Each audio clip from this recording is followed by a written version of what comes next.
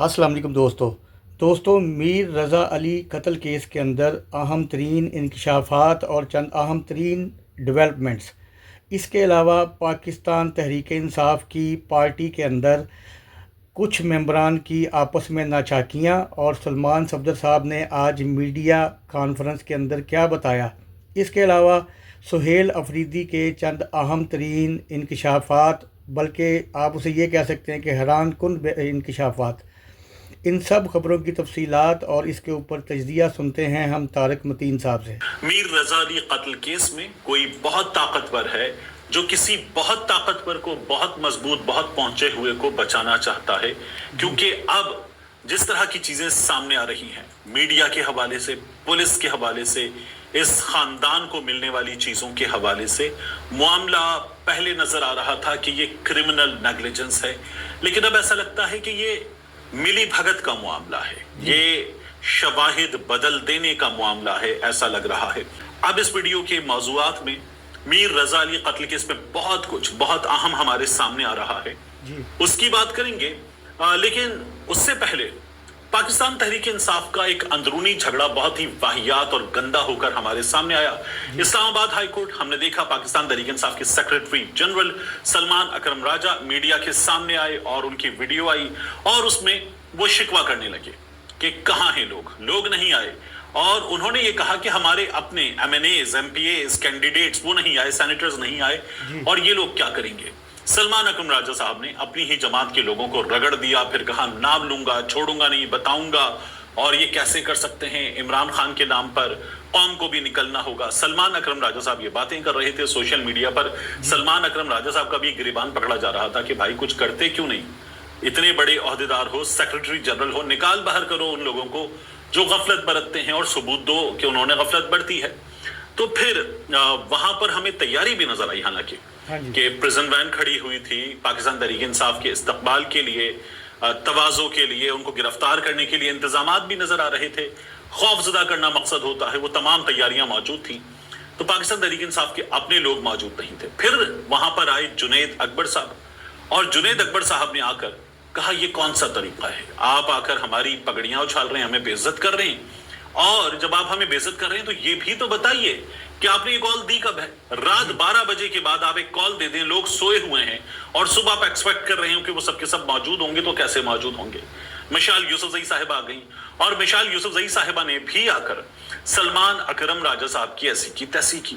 अच्छा, मिसाल यूसुफजई साहिबा, सलमान अकरम राजा साहब, इनके दरमियान तो हमने पहले भी होते हुए देखा है, लेकिन जुनैद अकबर साहब का मामला मुख्तलिफ है। जुनैद अकबर साहब ने भी सलमान अकरम राजा साहब को आज रगड़ दिया, क्योंकि वो उन तमाम लोगों को जो मौजूद नहीं थे रगड़ चुके थे। पाकिस्तान तहरीक इंसाफ अंदरूनी मसाइल से बहुत बुरी तरह से दो चार है, और सोशल मीडिया इन तमाम को गद्दार करार देता है। ये तमाम एक दूसरे को नाअहल और नॉन सीरियस करार देते हैं, और इस तमाम सूरत हाल में अगर कोई एक नुकसान उठा रहा है तो वो अडियाला जेल में बैठा हुआ इमरान खान है, कोट लखपत जेल में बैठे हुए असीरान हैं, और उन पर ये जमात जिसके पास सबसे ज्यादा वोट है, जिसके पास सबसे ज्यादा मैंडेट है, ये जमात कुछ नहीं कर पा रही। तो इस जमात पे भी हैरानी है। ये सब कुछ क्यों हो रहा है? क्योंकि क्लैरिटी नहीं है, क्या करना है क्लैरिटी नहीं है, या फिर विल ही नहीं है।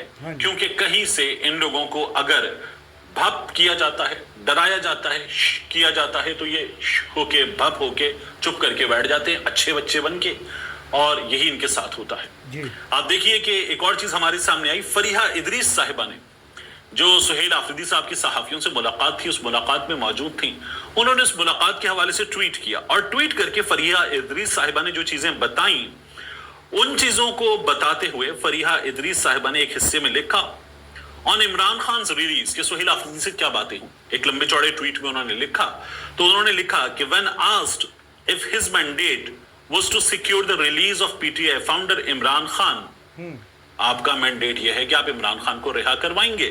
CM Afridi said, I was not given a mandate to release Imran Khan, मुझे इमरान खान की रिहाई का मैंडेट नहीं मिला।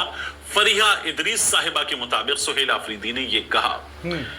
सुहेल आफरीदी ने कहा फरीहा इदरीस साहिबा के मुताबिक, my mandate was to deliver for my province, मेरा मैंडेट मेरे सूबे के लिए डिलीवर करना है। تو پاکستان تحریک انصاف کو تو ہم نے ڈے 1 سے سنا کہ ہمیں ملک بھر میں لوگوں نے مینڈیٹ دیا عمران خان کو رہا کرانے کا، کیونکہ لوگ یہ یقین رکھتے ہیں کہ عمران خان کو سسٹم نے جیل میں ڈالا ہوا ہے اور عمران خان اسٹیبلشمنٹ کی وجہ سے قید ہیں، اور ہم عمران خان کو رہا کروائیں گے، ہمیں اس بات کا مینڈیٹ ملا ہے۔ تو سہیل آفریدی صاحب نے بقول فریہ ادریس صاحبہ کی جو بات کی، وہ بات تو یہ ثابت کرتی ہے کہ سہیل آفریدی صاحب یہ کہہ چکے کہ مجھے مینڈیٹ اس بات کا نہیں ملا۔ اس پر فیصل فرید چودھری صاحب نے، فواد چودھری صاحب کے بھائی، انہوں نے جو سوال کیا، میری تو پنجابی بھی کمزور ہے اور اردو کا بھی آپ کو پتہ ہے، لیکن وہ چونکہ جو جملہ ہے وہ ہم سب کو پنجابی میں سمجھ میں آتا ہے، تو وہ جملہ یہ لکھا ہوا، یہ والا، یہ میں پڑھ نہیں سکتا، تو فیصل فرید چودھری صاحب نے یہ جملہ لکھا سہیل آفریدی صاحب کے لیے کہ بھائی پھر آہو۔ تو یہ انہوں نے پوچھا۔ فریہ ادریس صاحبہ آگے لکھتی ہے، pressed further on whether that meant the release was not the focus, he responded vehemently that Imran Khan himself had never asked for his release to be the sole focus. Imran Khan نے تو یہ بھی نہیں کہا کہ میری رہائی پہ مکمل فوکس کرنا۔ اور پھر this is what the workers and the public want. Worker چاہتے ہیں، عوام چاہتے ہیں، for Khan the focus is the rule of law. تو فوکس رول آف لا ہے۔ سہیل آفریدی صاحب نے یہ بات کی۔ اب اس کی تشریح میں جایا جائے گا کہ جناب اگر رول آف لا ہوگا تو عدالتیں کام کر رہی ہوں گی، سسٹم کام کر رہا ہوگا، مینڈیٹ چوری نہیں ہوگا، ظلم نہیں کیا جائے گا، لوگوں سے ان کے حقوق نہیں چھینے جائیں گے، تو پھر تو سب کچھ آسان ہے۔ یہ اس کی تشریح میں جایا جائے گا ممکنہ طور پر۔ لیکن پاکستان تحریک انصاف ہمیشہ سے مینٹین کرتی آئی ہے کہ عمران خان کی رہائی جو ہے وہ ہمارا مینڈیٹ ہے۔ اب آ جائیے میر رضا علی کے معاملے پر۔ میر رضا علی کے معاملے میں تازہ ترین خبر یہ ہے کہ وہ گیسٹ ہاؤس جو بہت زیادہ ڈسکس ہو رہا تھا، خاص طور پر میر رضا علی کے والد نے، جبران ناصر نے، کچھ لوگوں نے اس گیسٹ ہاؤس پر، سوشل میڈیا نے اس گیسٹ ہاؤس پر بڑا فوکس کیا، اور ساتھ میں وہاں جو ایک ریسٹورنٹ ہے ایل اے لاؤنج، اس پر بڑا فوکس کیا کہ یہ کن کا ہے، ان سے لینا دینا کس کا ہے، میر رضا علی اپنے گھر سے اتنا دور یہاں کیوں آیا تھا، بہت سے سوالوں کے جواب سامنے آنے چاہیے۔ یہ تمام باتیں ہو رہی تھی، اور ان تمام باتوں کے درمیان میں وہ گیسٹ ہاؤس سیل کر دیا گیا ہے۔ وہاں سے 6 افراد حراست میں لے لیے گئے ہیں، اور میر رضا علی کے والد نے یہ بتایا تھا کہ جب وہ اس گیسٹ ہاؤس بھی گئے تو اس گیسٹ ہاؤس کے لوگوں نے، وہاں پر موجود افراد نے بڑا برا رویہ دکھایا۔ یعنی ایک ایسا شخص جو اپنے بیٹے کی لاش اور اس بارے میں چیزیں پتہ کرنے آیا ہے، وہ اگر آس پاس سے کچھ معلومات حاصل کر رہا ہے تو لوگ بڑے کنسرن ہوتے ہیں۔ یہ میں نے خود دیکھا اطہر کی مرڈر کے بعد، یہاں کے ڈی اے چورنگی کے پاس جو اپارٹمنٹس ہیں، وہاں چوکیدار، باقی لوگ جن کے گھر کی سی سی ٹی وی فوٹیج تھی، وہ تمام لوگ جس سے میں نے پوچھا تو بڑا تعاون کیا، لوگ باہر نکل آئے، لوگ ساتھ کھڑے ہوئے، کندھے پہ ہاتھ رکھا۔ تو لوگ یہ کرتے ہیں، ایک انسان، ایک زندہ جیتا جاگتا انسان چلا گیا ہے۔ میر رضا علی کے والد نے کہا کہ ان کا رویہ بڑا برا تھا، گیسٹ ہاؤس سیل کر دیا گیا ہے، 6 افراد وہاں سے حراست میں لے لیے گئے ہیں۔ ایک کار کی بات ہو رہی تھی، اس میں آنے والے 4 افراد حراست میں لے لیے گئے ہیں۔ اور یہاں پر جو ریسٹ ہاؤس ہے، یہاں پر جو ریسٹورنٹ ہے، معاف کیجیے گا، ریسٹورنٹ، اس کے بارے میں یہ بات ہو رہی ہے کہ وہ ریسٹورنٹ جو ہے وہ ایک بہت طاقتور شخصیت کا ہے۔ اس شخصیت کا سندھ کی حکمران جماعت سے اور اس کے بڑوں سے کچھ تعلق بتایا جاتا ہے، انہوں نے لا تعلقی کا اعلان کر دیا۔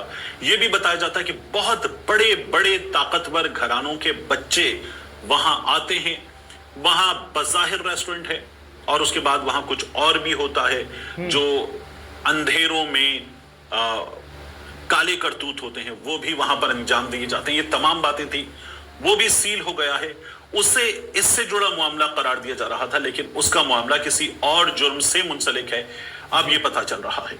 اس تمام معاملے میں جوڈیشل کمیشن بنا، جو سندھ حکومت نے اعلان کیا، اس اعلان کو میر رضا علی کے والد نے اور وکیل جبران ناصر نے مسترد کر دیا ہے کہ اس وقت اس کی ضرورت نہیں ہے۔ نئی جو تحقیقاتی ٹیم بنائی گئی ہے، ہم اس ٹیم کے معاملے تک مطمئن ہیں، وہی کام کرے۔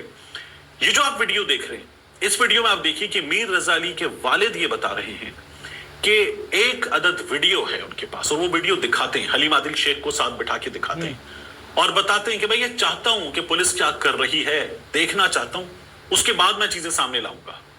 میری اس ویڈیو کے حوالے سے کچھ معلومات یہ ہیں، کیونکہ حلیم عادل شیخ صاحب نے بھی ہمت نہیں تھی کہ دیکھ پائیں، وہ باپ بھی اپنے بیٹے کی وہ ویڈیو دوبارہ نہیں دیکھ پا رہا تھا، اس کے پاس محفوظ ہے۔ اس ویڈیو میں نظر یہ آ رہا ہے کہ بیٹے کے جسم سے خون بہ رہا ہے, ٹھیک ٹھاک خون بہ رہا ہے. وہ جو دعویٰ تھا کہ لاش اتنے وقت کے بعد ملی کہ ڈیکمپوزیشن کے عمل سے گزر رہی تھی, زمین نے خون چوس لیا تھا, وہاں کچھ خاص خون وغیرہ نہیں تھا, تو وہ کہہ رہے ہیں کہ جھوٹ بول رہے ہیں. جھوٹ بولنا تو ثابت ہو چکا, جھوٹ بولنا ثابت ہو چکا. پولیس کی کرمنل نیگلیجنس سے بڑھ کر بات شاید پولیس والے ملی بھگت میں ہیں یہاں تک پہنچ چکی. کیونکہ اب جو میں آپ کو گفتگو سنوا رہا ہوں یہ شہزاد اقبال صاحب کے پروگرام کی گفتگو ہے. شہزیب خانزادہ جنہوں نے ٹیلی ویژن پر اس معاملے کو سب سے زیادہ اٹھایا, تو شہزیب خانزادہ کو ایک سینئر پولیس آفیسر نے دھمکی دی ہے اور کہا ہے کہ اس معاملے کو تم قتل ثابت کرنے پر تلے ہوئے ہو, تمہارے کریئر کے لیے خطرناک ہوگا. یہ بات شہزیب خانزادہ سے کی گئی ہے. شہزاد اقبال نے ضیاء الانجار سے یہ بھی پوچھا. شہزیب خانزادہ ایک کریڈیبل صحافی ہے, ایک سینئر پولیس افسر نے ان سے یہ کہا کہ آپ کا کیریئر داغدار ہو جائے گا اگر آپ اس کو ایک مرڈر کی طرف لے کے جائیں گے. آپ کو میں مشورہ دیتا ہوں کہ آپ اس کو رہنے دیں, کیونکہ اس سے آپ کی کریڈیبلٹی, آپ کی ساکھ متاثر ہوگی. تو یہ تمام چیزیں اگر ہو رہی ہیں تو پولیس کس کو بچا رہی ہے؟ کوئی ہے جس کو پولیس بچا رہی ہے, کوئی ہے جو بہت طاقتور ہے. کیونکہ آپ اس کیس میں سب سے پہلے ادارے, اور اب جب میں کہتا ہوں ادارے تو میری مراد پھر پولیس نہیں ہے, ادارے ہیں. ادارے آئیں بیچ میں اور آ کر دیکھیں اس معاملے کو. اور میں یہ نہیں کہہ رہا کہ فوج بیچ میں آ جائے, اس معاملے میں کچھ جوائنٹ انویسٹیگیشن ٹیم بنائیں, کچھ بنائیں اور چیک کریں کہ وہ جو پہلی پوری تفتیش تھی, مجرمانہ تفتیش, آپ نے اس کو خودکشی ثابت کیا, آپ نے پوسٹ مارٹم رپورٹ غلط بتائی, اور اتنا تشدد ہوا کہ ہڈیاں ٹوٹی ہوئی ہیں, ناک کی ہڈی 2 سے 3 جگہ سے ٹوٹی ہوئی ہے, چہرے پر زخم کے نشان ہیں, کھوپڑی کی ہڈی ٹوٹی ہوئی ہے, جگہ جگہ نیل کے نشان ہیں. یہ سب کچھ اگر موجود ہے تو پھر پوسٹ مارٹم رپورٹ میں آپ بتائیں کہ کچھ نہیں ہے. باقاعدہ طور پر اب یہ بھی ثابت ہو گیا, جو اس کے باپ نے وہاں جا کر اس جگہ پر موجود لوگوں سے بات کی تھی, اور وہ لوگ بھی رو رہے تھے کہ ہاں جسم کو تیزاب سے جلانے کی کوشش کی گئی, تو وہ تیزاب سے جلانا, اس موقع پر مزاحمت ہونا, ہاتھوں پر بھی تیزاب کے اثرات, یہ سب کچھ اگر ثابت ہو رہا ہے تو وہ پہلی پوسٹ مارٹم رپورٹ جنہوں نے خراب کی ہے ان لوگوں سے پوچھیں کیسے کر سکتے ہیں, کس کے کہنے پر کیا انہوں نے یہ سب کچھ. کیونکہ اتنی آبویس چیزیں جو فوری طور پر سامنے آ گئیں, قبر سے لاش نکالنے کئی دن کے بعد لاش نکال کر سامنے آ گئیں, وہ اس پوسٹ مارٹم رپورٹ میں کیوں نہیں سامنے آئیں. تو یہ بہت بڑا معاملہ ہے. یہ تمام چیزیں, تمام کی تمام چیزیں جو ہے وہ تفتیش کی جائے تو سامنے آ جائیں گی. ہونا چاہیے ہمارے سامنے سچ آنا چاہیے. ایک نوجوان کا انتہائی بے دردی سے قتل کیا گیا, اور اس کے بعد اب ملک میں سب سے تگڑے اور سب سے مضبوط اینکر کو, یا سب سے مضبوط اینکرز میں سے ایک, اس سے اگر یہ دھمکیاں دی جا رہی ہیں کہ تمہارے کریئر کے لیے اچھا نہیں ہوگا, تو یہ معاملہ کتنا بڑا ہے آپ خود اندازہ کر لیجئے.